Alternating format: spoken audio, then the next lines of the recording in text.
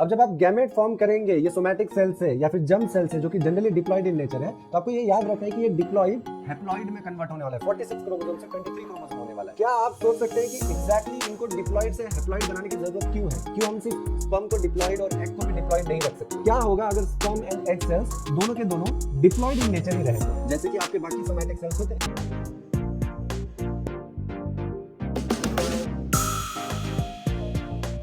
Body में number of chromosomes हर एक cell में मेंटेन करना बहुत जरूरी है बच्चों। इसलिए ये जो रिडक्शन इन प्लॉइडी है, जो जनरली गैमेटोजेनेसिस के दौरान होती है, वो बहुत एक इंपॉर्टेंट पार्ट हो जाता है। चलिए अज्यूम करते हैं ये कंडीशन और देखते हैं कि एग्जैक्टली क्या होगा। समझिए स्पर्म्स है 2n which is 46 chromosome and egg cell जो है वो भी है डिप्लॉइड 2n 46 क्रोमोसोम। हमें पता है कि इनका एंड प्रोडक्ट जो है उसमें sperm cell and egg cell आपस में फर्टिलाइज होने वाले हैं, आपस में फ्यूज होने वाले हैं। अगर डिप्लॉइड और डिप्लॉइड आपस में फ्यूज हो जाते हैं तो जो नया लाइफ फॉर्म डेवलप होगा, जो नया जाइगोट फॉर्म होगा, उसके पास टोटल नंबर ऑफ एंड्स कितने हुए? 2n + 2n which is 4n। तो जो पूरा ऑर्गेनिज्म बनेगा, जो पूरे ऑर्गेनिज्म का बेसिस है, जो पहला सेल है, उसी का प्लॉइडी हम मेंटेन नहीं कर पाए। हमें प्लॉइडी चाहिए था डिप्लॉइड, ये हो गया टेट्राप्लॉइड। तो इसका सोल्यूशन क्या है? सोल्यूशन बड़ा इजी है बच्चों। इसी कारण से हम डिप्लॉइड सेल्स लेते हैं, उनको कन्वर्ट कर देते हैं हैप्लॉइड सेल्स में। तो जो आपका दोनों जर्म सेल्स है वो हैप्लॉइड बन गया, स्पर्म भी हैप्लॉइड है और एग सेल भी हैप्लॉइड है। एंड जब ये दोनों फ्यूज होंगे और जाइगोट फॉर्म करेंगे तो हैप्लॉइड प्लस हैप्लॉइड मिलके वो वापस से डिप्लॉइड बन सकते हैं। तो इस पूरे प्रोसेस के कारण जो आपका प्लॉइडी नंबर है ऑर्गेनिज्म का, वो आप जनरेशन टू जनरेशन मेंटेन करके रख सकते हैं। चलिए अब इस बेसिस के साथ हम स्पर्मेटोजेनेसिस को, फॉर्मेशन ऑफ स्पर्म को और भी ज्यादा डिटेल में स्टडी करते हैं। ये जो स्पर्मेटोजेनेसिस है, ये प्रोसेस स्टार्ट होता है इन सेल्स के साथ जिन्हें हम कहते हैं स्पर्मेटोगोनिया सेल्स या स्पर्म मदर सेल्स, जो कि डिप्लॉइड इन नेचर होते हैं। याद रखिएगा, पर इजैकुलेशन फॉर फर्टिलाइजेशन जो नंबर ऑफ स्पर्म्स का रिक्वायरमेंट होता है वो जनरली होता है 200 to 300 million of sperms. And इतने ज्यादा नंबर ऑफ स्पर्म्स प्रोड्यूस करने के लिए तो सबसे पहला चीज आपको करना पड़ेगा वो है स्पर्मेटोगोनिया, जो कि सोर्स है ये स्पर्म सेल्स के, उनका नंबर बढ़ाया जाए। अब क्योंकि जो टास्क है वो ये है कि हमको सिर्फ स्पर्मेटोगोनिया का नंबर सिंपली इंक्रीज करना है, हमको प्लॉइडी में चेंजेस करने की जरूरत नहीं है। तो यहाँ पे जो चॉइस ऑफ सेल डिवीजन होगा वो होगा माइटोसिस। जैसे कि हमने पढ़ रखा है, mitosis is a equational division. तो सिंपली माइटोसिस का यूज करके स्पर्मेटोगोनिया का नंबर बढ़ाया जा सकता है और इस पहले फेज को कहा जाता है प्रोलिफरेटिव फेज। अभी जो पूल ऑफ स्पर्मेटोगोनिया हमने बनाया है उसमें से कुछ सेल्स पीरियोडिकली ग्रोथ फेज में जाते हैं, अपना सेल साइज इंक्रीज करते हैं और कन्वर्ट हो जाते हैं एक दूसरे टाइप ऑफ सेल्स में, जिसको कहा जाता है प्राइमरी स्पर्मेटोसाइट। याद रखना, स्पर्मेटोगोनिया से प्राइमरी स्पर्मेटोसाइट्स में सिर्फ ग्रोथ हुआ है, तो यहाँ पे भी प्लॉइडी का कोई चेंजेस नहीं है। इसलिए जो प्राइमरी स्पर्मेटोसाइट्स है they are also diploid in nature. अब यहाँ से स्टार्ट होता है हमारा एक इंपॉर्टेंट टास्क जो कि हमने गैमेटोजेनेसिस में डिस्कस किया था, जो कि है रिडक्शन ऑफ प्लॉइडी। अब क्योंकि हमें सेल्स डिवाइड भी करने हैं और प्लॉइडी को रिड्यूस भी करना है, इसलिए यहाँ पे जो चॉइस ऑफ सेल डिवीजन आएगा वो होगा meiosis, which is a reductional division. अभी जो प्राइमरी स्पर्मेटोसाइट्स हैं, ये सबसे पहले मियोसिस 1 में जाएगा और फॉर्म करेगा 2 हैप्लॉइड सेल्स जिनको कहा जाता है सेकेंडरी स्पर्मेटोसाइट्स। याद रखिएगा, ये क्वेश्चन बहुत बार आता है कि which of the cell type is the first haploid cell to be produced during spermatogenesis. आपका सही आंसर होगा सेकेंडरी स्पर्मेटोसाइट्स। अब ये जो हैप्लॉइड सेकेंडरी स्पर्मेटोसाइट्स फॉर्म हुए हैं, दे विल कंप्लीट मियोसिस, वो मियोसिस 2 में जाएंगे और 2 और हैप्लॉइड सेल्स प्रोड्यूस करेंगे जिनको कहा जाता है स्पर्मेटिड्स। तो अब अगर आप काउंट करेंगे from 1 primary spermatocytes, total number of spermatids जो बनेंगे वो हो जाएंगे टोटल 4।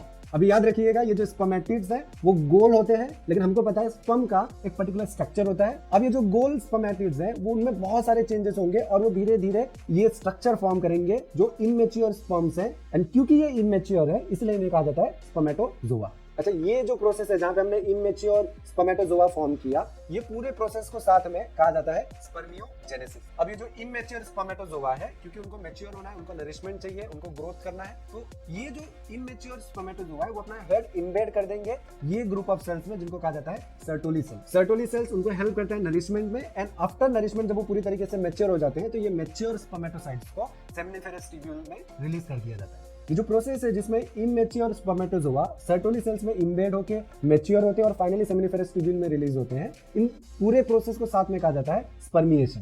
अब बहुत सारे बच्चे कंफ्यूज हो जाते हैं, ये 2 टर्म है स्पर्मियोजेनेसिस एंड स्पर्मिएशन। बड़ा सिंपल है बच्चों, याद रखिए, स्पर्मियोजेनेसिस, जेनेसिस आ रहा है मतलब कुछ ना कुछ नया फॉर्म होगा। तो स्पर्मियोजेनेसिस मतलब आपने ये जो नया स्पर्मेटोजोआ फॉर्म किया, ये पूरे प्रोसेस को कहा जाएगा स्पर्मियोजेनेसिस। स्पर्मिएशन, क्योंकि इसमें लास्ट में जेनेसिस नहीं तो आपको कुछ फॉर्म करने की जरूरत नहीं है, तो इसमें जो भी आपने इनमेच्योर स्पर्मेटोजोआ फॉर्म किया है सिर्फ उसको आप मेच्योर कर रहे हैं और आपने सेम्निफेरस ट्यूब्यूल में उनको रिलीज कर दिया, उस प्रोसेस को कहा जाएगा स्पर्मिएशन। थोड़ी देर पहले जो मैंने आपको कहा था कि ये जो राउंड सेल है वो ये स्पर्म में कन्वर्ट होता है, इसके बीच में बहुत सारे प्रोसेसेस होते हैं बच्चों, लेकिन कुछ इंपॉर्टेंट प्रोसेसेस मैं आपको बताना चाहूंगा जो आपको एग्जाम पॉइंट ऑफ व्यू से बहुत ज्यादा इंपॉर्टेंट है। सबसे पहला जो चेंज होता है वो ये है कि ये जो राउंड सेल है उसका जो न्यूक्लियस है वो धीरे धीरे सेल्स के इंटीरियर पार्ट में आना चालू हो जाएगा और वो जो स्ट्रक्चर है उसको कहा जाएगा हेड ऑफ स्पर्म। ये जो हेड है, हेड के आगे फिर गोल्जी बॉडी जो है वो सब मिलके एक नया ऑर्गेनल फॉर्म करते हैं जिसको कहा जाता है एक्रोसोम, और हम आगे डिस्कस करेंगे कि कैसे ये ऑर्गेनल फर्टिलाइजेशन प्रोसेस में बहुत ज्यादा इंपॉर्टेंटली कंट्रीब्यूट करता है। फिर ये जो हेड है, हेड के नीचे सेल्स में जितने भी माइटोकॉन्ड्रिया थे वो आपस में आके एक स्पाइरल स्ट्रक्चर फॉर्म करते हैं, स्पाइरल बंडल ऑफ माइटोकॉन्ड्रिया बनाते हैं, और ये जो पूरा का पूरा स्ट्रक्चर है इसको कहा जाता है middle piece. At the end mitochondria का जो मिडल पीस वाला रीजन है उसके नीचे सेल्स के साइटोस्केलेटन नेटवर्क में जितने भी चीजें सब साथ में आ जाती है और ये फाइनल स्ट्रक्चर फॉर्म करती है जिसको कहा जाता है टेल। अभी जो माइटोकॉन्ड्रिया है जो आपको मिडल पीस में दिखाई दे रहा है ये बहुत सारा एटीपी जनरेट करके देगा, जिससे ये जो टेल में आपके साइटोस्केलेटन प्रोटीन है उनको यूज करके एक मोटर के जैसे यूज किया जाता है जिससे स्पर्म को किसी भी डायरेक्शन में प्रोपेल किया जा सकता है। याद रखिएगा जो स्पर्मेटोजेनेसिस का प्रोसेस होता है वो प्यूबर्टी पे स्टार्ट होता है एंड इसके पीछे बहुत सारा हार्मोनल रेगुलेशन होता है। तो चलिए क्विकली हम ये हार्मोनल रेगुलेशन को देख लेते। ये पूरे हार्मोनल रेगुलेशन का स्टार्ट होता है हाइपोथैलेमस से, जो एक हार्मोन सेक्रेट करता है जिसका नाम है गोनाडोट्रोपिन रिलीजिंग हार्मोन, जीएनआरएच। ये जो गोनाडोट्रोपिन रिलीजिंग हार्मोन है ये एंटीरियर पिट्यूटरी ग्लैंड को स्टिमुलेट करता है दो हार्मोन सेक्रेट करने के लिए। पहला हार्मोन है फॉलिकल स्टिमुलेटिंग हार्मोन और दूसरा हार्मोन है ल्यूटिनाइजिंग हार्मोन। ल्यूटिनाइजिंग हार्मोन को मेल्स में एक और नाम से जाना जाता है जिसको कहा जाता है इंटरस्टिशियल सेल स्टिमुलेटिंग हार्मोन, आईसीएसएच। और इन्हें इस नाम से क्यों बुलाया जाता है, अगर आपको याद होगा जब हमने सेम्निफेरस ट्यूब्यूल का क्रॉस सेक्शनल एरिया देखा था, हमने देखा था कि ये जो इंटरस्टिशियल स्पेस होता है वहां पे कुछ ग्रुप ऑफ सेल्स होते हैं जिनको कहा जाता है लेडिक सेल्स, और ये जो ल्यूटिनाइजिंग हार्मोन है या फिर आईसीएसएच है ये इन लेडिक सेल्स को एक्टिवेट करता है टू प्रोड्यूस टेस्टोस्टेरोन और मेल एंड्रोजन हार्मोन। ये जो टेस्टोस्टेरोन है वो दो फंक्शन करता है, पहला ये आपके स्पर्मेटोजेनेसिस में हेल्प करेगा और दूसरा ये आपके जो सेकेंडरी सेक्सुअल कैरेक्टरिस्टिक्स है उनको डेवलप करने में हेल्प करता है। जो दूसरा हार्मोन है फॉलिकल स्टिमुलेटिंग हार्मोन वो एक्ट करता है ये ग्रुप ऑफ सेल्स में। जी हाँ बिल्कुल, ये जो ग्रुप ऑफ सेल्स है वो है सर्टोली सेल, और फॉलिकल स्टिमुलेटिंग हार्मोन जब सर्टोली सेल्स को एक्टिवेट करता है तो वो दो इंपॉर्टेंट फंक्शन करता है। एक हमने ऑलरेडी देखा था जो आपके इमेच्योर स्पर्मेटोसाइट्स है, स्पर्मेटोजोआ है, उनको कन्वर्ट करेगा मैच्योर स्पर्मेटोसाइट्स में, और दूसरा ये बहुत सारे फैक्टर्स रिलीज करता है जो इन जनरल स्पर्मेटोजेनेसिस प्रोसेस में हेल्प करते हैं। अब क्योंकि हमें पता चल चुका है कि ये जो स्पर्मेटोसाइट्स है वो एग्जैक्टली बनते कैसे हैं सेम्निफेरस ट्यूब्यूल में और उनको सेम्निफेरस ट्यूब्यूल में रिलीज कैसे किया जाता है, चलिए देखते हैं कि ये जो स्पर्मेटोसाइट्स फॉर्म हुए हैं उनको फीमेल रिप्रोडक्टिव ट्रैक्ट तक किस तरीके से डिलीवर किया जाएगा। ये जानने के लिए अब हम जूम आउट करेंगे सेम्निफेरस ट्यूब्यूल से and will come back to testis. And यहाँ पे अगर आप देखेंगे तो अगेन ये जो आपको सेम्निफेरस ट्यूब्यूल दिखाई दे रहा है, यहाँ पे हमारे स्पर्म सेल्स प्रोड्यूस हुए थे। अब यहाँ से बहुत सारे एसेसरी डक्ट्स जो है वो स्पर्म सेल्स को आपके पेनिस तक लेके जाएंगे जो आपको इंसेमिनेशन में हेल्प करेगा ताकि जो स्पर्म्स हैं वो फीमेल रिप्रोडक्टिव ट्रैक्ट में डिलीवर किया जा सके। कौन कौन से हैं ये accessory ducts, let's see. So again इसको याद रखने का सबसे अच्छा तरीका ये है कि आप इसका एक्चुअली एक रूट के जैसे याद रखिए कि स्पर्म सेल्स किस तरीके से जा रहे हैं। आफ्टर सेम्निफेरस ट्यूब्यूल जो भी स्पर्म सेम्निफेरस ट्यूब्यूल्स में बने हैं उनको कलेक्ट करके एक कॉमन डक्ट में भेजा जाता है जिसका नाम है वासा इफरेंशिया। अब अलग अलग सेम्निफेरस ट्यूब्यूल से कलेक्ट करने का काम किसका है तो उसे कहा जाता है रेटे टेस्टिस। तो सेम्निफेरस ट्यूब्यूल से रेटे टेस्टिस कलेक्ट कर रहा है और उसे कहां भेज दे रहा है, वासा इफरेंशिया में। वासा इफरेंशिया जितने भी स्पर्म्स टेस्टिस में बने हैं वो सबको कलेक्ट करके आगे भेज देता है एपिडिडिमिस में। एपिडिडिमिस में से स्पर्म्स आगे चले जाते हैं एक दूसरे एसेसरी डक्ट में जिसे कहा जाता है वासा डिफरेंस। अब यहाँ पर मैं आपको एक फन फैक्ट बताऊंगा जो अगेन बहुत इंपॉर्टेंट है आपके एग्जाम के लिए। वासा डिफरेंस से जो नेक्स्ट ट्रैक्ट है जहां पे स्पर्म को जाना है वो है urethra which is present inside the penis. Now mail reproductive system में जो यूरेथ्रा है it's a common passage for both urine as well as for semen. So जो sperm है as well as जो यूरिन है दोनों के लिए कॉमन प्लेस जो है वो है urethra. Now because of previous urinations जो यूरेथ्रा का pH होता है वो जनरली एसिडिक होता है, और अगर स्पर्म्स को डायरेक्टली इस एसिडिक ट्यूब से गुजारा जाए तो बहुत सारे स्पर्म जो है वो डैमेज हो सकते हैं और मर सकते हैं। इसीलिए स्पर्म को यूरेथ्रा में भेजने से पहले स्पर्म को एक सोल्यूशन में रखा जाता है जिसे कहा जाता है सीमेन। न सिर्फ यूरेथ्रा में बल्कि ये जो सीमेन है इनका जो एंड पॉइंट है जैसे हमने डिस्कस किया कि वो वजाइना में इनको पहुंचाना है और फीमेल रिप्रोडक्टिव ट्रैक्ट में उनको पहुंचाना है। वजाइना के अंदर भी जो पीएच होता है वो जनरली एसिडिक होता है एंड हेंस एपिडिडिमिस के बाद आगे का जो सफर है स्पर्म के लिए वो बड़ा डिफिकल्ट होने वाला है। इस डिफिकल्ट जर्नी को इजी बनाने का काम करते हैं ये तीन ग्लैंड्स। जो पहला ग्लैंड है वो है बल्बोयूरेथ्रल ग्लैंड। ये एक लिक्विड सोल्यूशन सेक्रेट करता है स्पर्म के आने के पहले जिसके अंदर बहुत ज्यादा अल्कलाइन सॉल्यूशंस होते हैं, और ये जो अल्कलाइन सॉल्यूशंस हैं ये जो भी यूरेथ्रा का एसिडिक पीएच है उसको न्यूट्रलाइज करने का काम करता है। बट उसके अलावा जो बल्बो यूरेथ्रल ग्लैंड का सेक्रेशन होता है उसमें लुब्रिकेटिंग सब्सटेंसेस भी होते हैं जो इंसेमिनेशन को इजी बनाता है। हमारे बचे हुए जो दो ग्लैंड है, seminal vesicle and prostate gland, वो सीमेन बनाते हैं जिसके अंदर स्पर्म को आगे का जर्नी में ट्रांसफर किया जाएगा। प्रोस्टेट ग्लैंड के सेक्रेशन में दो इंपॉर्टेंट चीजें होती हैं। पहला, अगेन ये अल्कलाइन इन नेचर होता है, लेकिन ये यूरेथ्रा के एसिडिटी को न्यूट्रलाइज नहीं करता क्योंकि वो बल्बो यूरेथ्रल ग्लैंड ने कर दिया है। ये जब ये सीमेन फीमेल रिप्रोडक्टिव ट्रैक में डिलीवर किया जाएगा इन दी वजाइना, वजाइना की जो एसिडिटी है वो न्यूट्रलाइज करने का काम करता है प्रोस्टेट ग्लैंड का सेक्रेशन। उसके अलावा इसमें बहुत सारे दूसरे केमिकल्स होते हैं जो स्पर्म को नरिश करने का और उसे प्रोटेक्ट करने का काम करता है।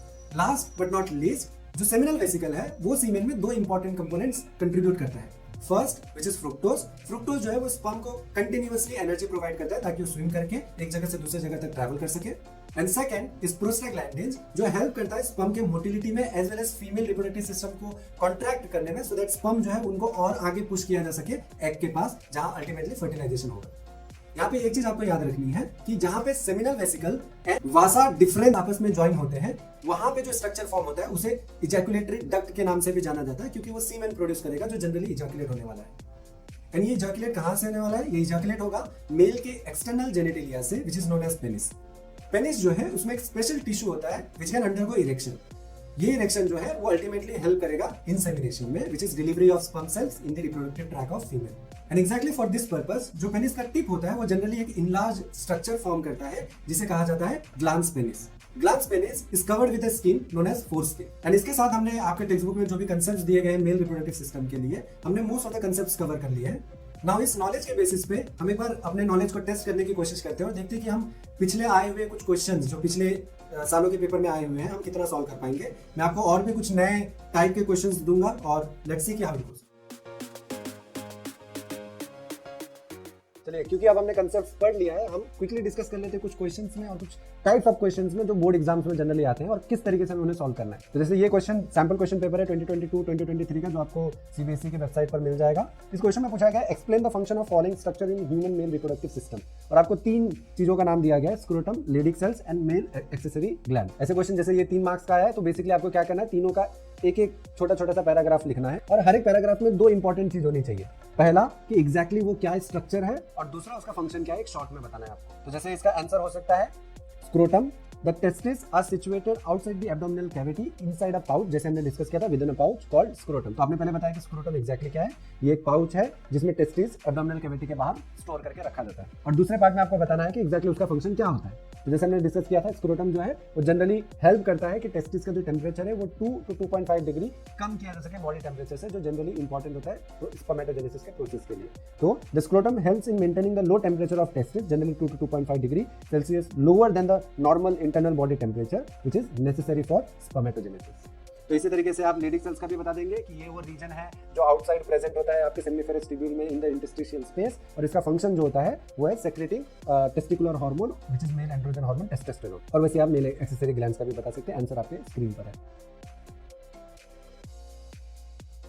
गैमेटोजेनेसिस पार्ट से भी आपको क्वेश्चंस आ सकते हैं कुछ इस टाइप के, जैसे explain the process of hormonal regulation of spermatogenesis. याद रखिएगा, बुलेट पॉइंट्स आप याद रखिएगा आपको क्या क्या इंक्लूड करना है। तो आपको गोनाडोट्रोपिन रिलीजिंग हार्मोन इंक्लूड करना है जो कौन सेक्रेट करता है, हाइपोथैलेमस, तो आपको पहले वो लिखना है। फिर आपको लिखना है कि जो गोनाडोट्रोपिन है वो किसके ऊपर एक्ट करता है, एंटेरियर पिट्यूटरी ग्लैंड पे, जो 2 हार्मोन सेक्रेट करेगा, luteinizing hormone, follicle stimulating hormone.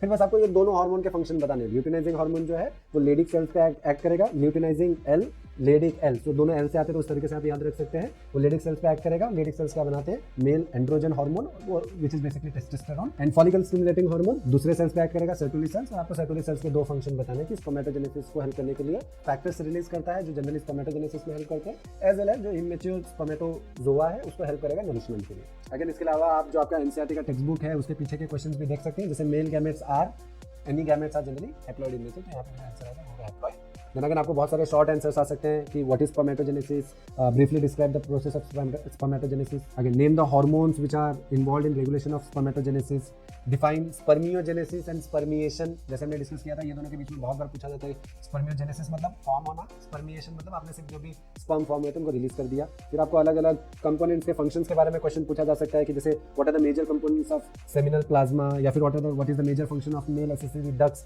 And glands. So again उनका जो भी पार्ट है, जो भी फंक्शन है, जो हमने डिस्कस किया था कंपोनेंट्स के साथ, वो आपको इनमें डिस्क्राइब करना है। Name the function of following, तो एक्रोसोम का फंक्शन पूछ लिया, स्पर्म टेल का फंक्शन पूछ लिया। तो जैसे हमने डिस्कस किया था, एक्रोसोम जो है फर्टिलाइजेशन हेल्प करेगा, स्पर्म टेल जो है वो स्पर्म के मोटिलिटी में हेल्प करेगा। ट्रू फॉल्स टाइप के क्वेश्चन आ सकते हैं। Spermatozoa gets nutrition from Sertoli cells, true और फॉल्स? Of course true. तो इसके साथ हमने मेल रिप्रोडक्टिव सिस्टम के जितने भी टॉपिक्स थे, जितने भी कंसेप्ट्स थे जो आपके बोर्ड एग्जाम्स के पॉइंट ऑफ व्यू से आपके लिए इंपॉर्टेंट है, सबको बहुत ज़्यादा डिटेल में कवर किया है। अगर आपको किसी भी टॉपिक में डाउट आया है या फिर आपके पास इन जनरल कोई कमेंट है, तो मेक श्योर कि आप नीचे कमेंट सेक्शन में उसे जरूर लिखें। अगर आपको वीडियो पसंद आई है तो consider liking this video, subscribing to our channel to join with us. अगर आपको ये वीडियो आपके एग्जाम पॉइंट ऑफ व्यू से इंपॉर्टेंट लगा है तो make sure to spread this video to all of your friends. And मैं आपको मिलूंगा अगले वीडियो में। Till then, piece.